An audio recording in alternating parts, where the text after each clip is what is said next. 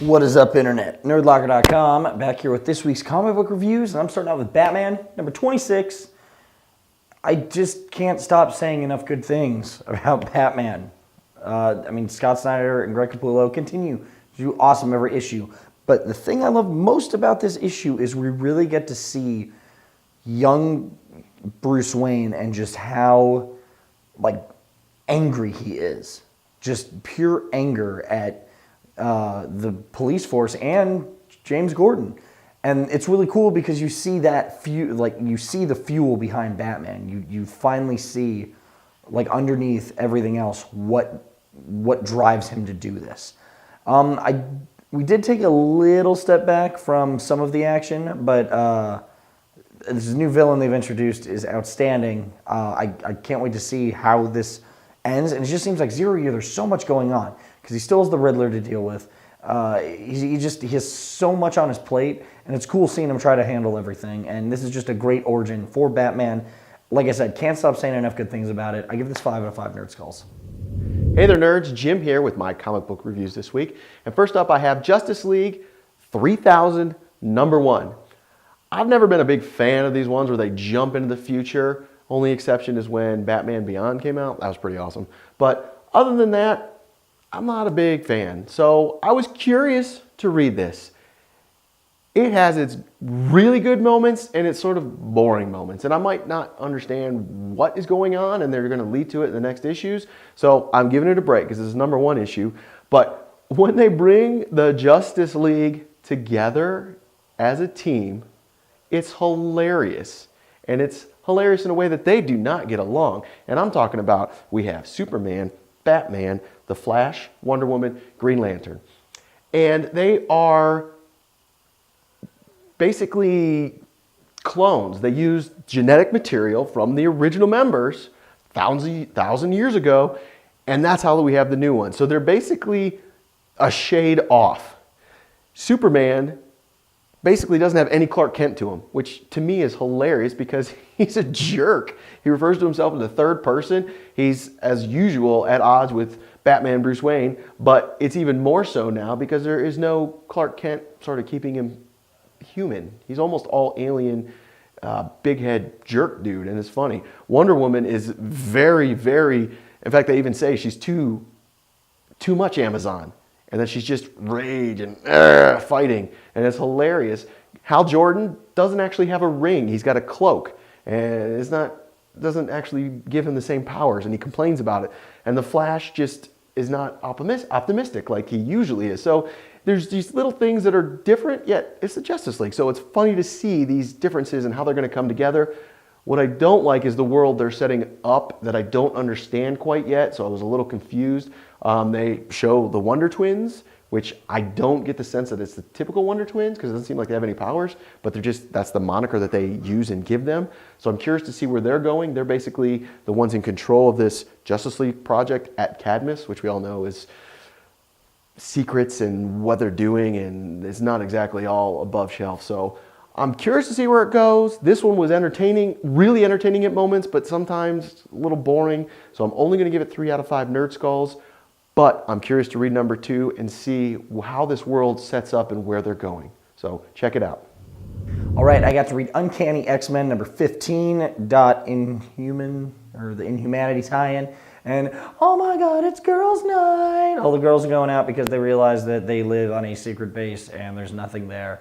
And they all want to go shopping. Oh my God, but it's okay because the X-Men have known to have some pretty awesome women on here. And we get to see the Cuckoos, we get to see Emma Frost, Kitty Pryde, Jean Grey, and you get to see them handle this new situation with a new Inhuman. And we really get to see I feel like this is a nice introduction because you really get to see the power that the rest of the Marvel Universe is going to have to be dealing with.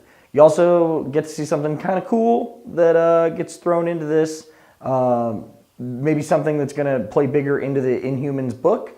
There's a little terrorist organization well known in the Marvel Universe that kind of shows up and does something and bounces. So I feel like there's going to be a lot to this. And it's a cool issue because we know Jean Grey, we know Cyclops, we know the original X-Men, we know Kitty Pryde, we know a lot of these characters, and we have the new characters, but because they're from the past, you're really getting to see new introduction and just a different perspective that you probably thought you'd never read of Jean Grey in a comic book. And like, I love this book. I'm giving this 5 out of 5 nerd skulls. Hey fellow nerds, Jasper here, and I just got done reading Cataclysm Ultimate Spider-Man issue 2. Now, a father and son bond is very genuine, very real. Unfortunately, in this issue, not the case. We realize that Miles' father in this issue goes pretty much, topsy-turvy as you realize that he hates everything and anything mutants. And throughout the issue itself, you get the repetitive as in issue 1 of the Ultimates and Captain America and all these other people, doing what they can as Galactus runs the muck as always. But the issue itself didn't really focus on Spider-Man, which I thought it should have. It was more of protecting the people, which is great as a superhero genre comic should be. But at the very end was the big reveal, which I can't really spoil, but for all you, superhero fans, the key thing about superheroes is that their identity. And Spider-Man does something which is surprising, and if you realize what I'm referring to in this review, it's something that you definitely should check out. I'm giving it a 3 out of 5 nerd skulls. Enjoy. All right, guys, I got to read Justice League number 25. I love these Owlman issues because we get to see the origin of Owlman on Earth 3. And this also helps explain his little soft spot for Dick Grayson. And it honestly puts Dick Grayson in a very interesting position, one I did not expect to see him in Forever Evil. I still feel like my prediction of Forever Evil maybe serving as the Secret Invasion ending to the DC universe with the villains like becoming like super powerful and looked at as the good guys is still what I think is going to happen. But this is an awesome issue because you really look at the different motivations of Thomas Wayne, aka Owlman, and what is going on behind his head. But as always, I mean, you're dealing with a group of super villains, and there could be some deception down the line.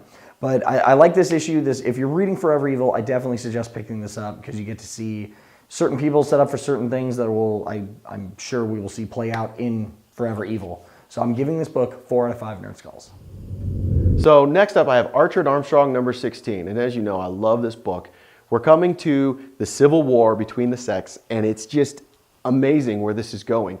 You start off with a little slow reintroduction to what Armstrong has been up to as far as ancient times, like Egypt.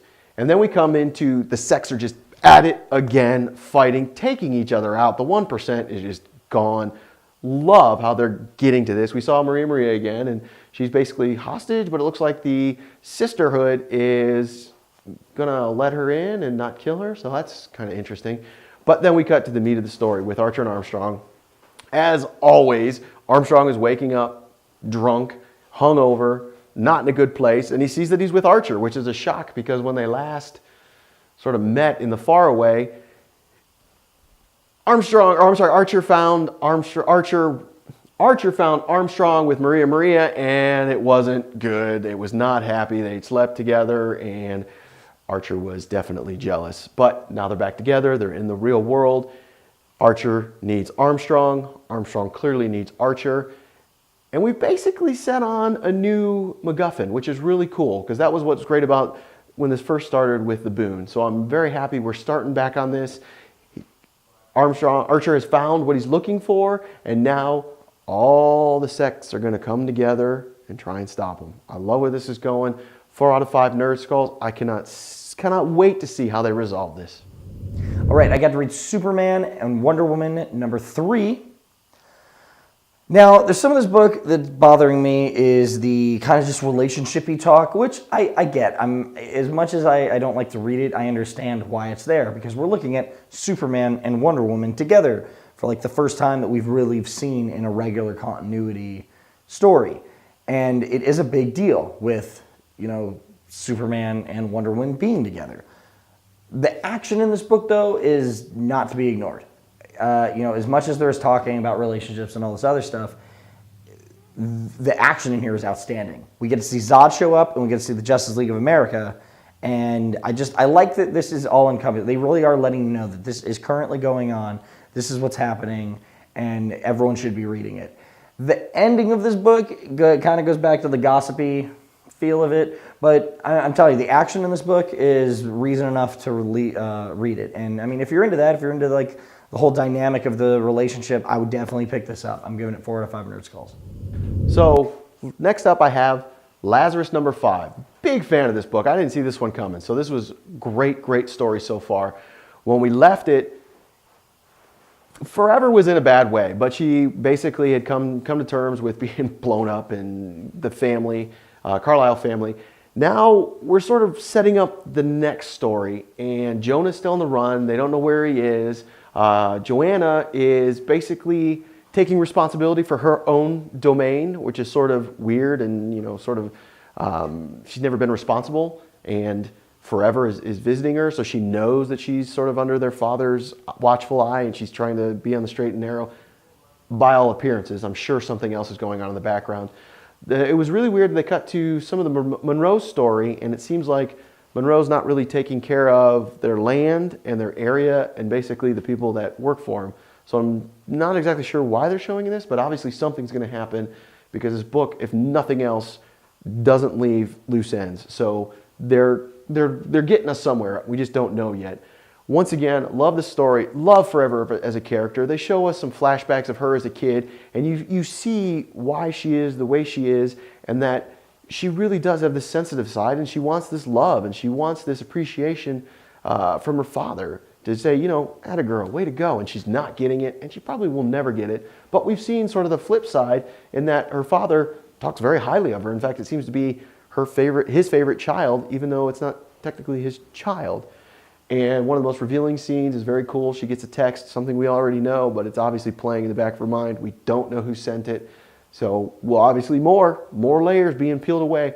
Can't wait to read the next Lazarus. Very much look forward to everyone that comes out. So I'm going to go ahead and give this one 5 out of 5 Nerd Skulls. All right, nerds, so I am a sucker for all things holiday, whether it be Halloween or Thanksgiving or Christmas. I love getting into the spirit of things. So I saw Image coming out with Krampus, number 1, and I had to jump on that because the Krampus is like my favorite thing to be afraid of in Christmas time. This is a really interesting book. I really like the idea of it, is that there is the secret society of Santa Clauses, and there's different Santa Clauses throughout the world, and different, places throughout the world, which is why we have different versions of Santa, because there are different ones running around delivering gifts. But at the beginning, we get to see one of the Santa Clauses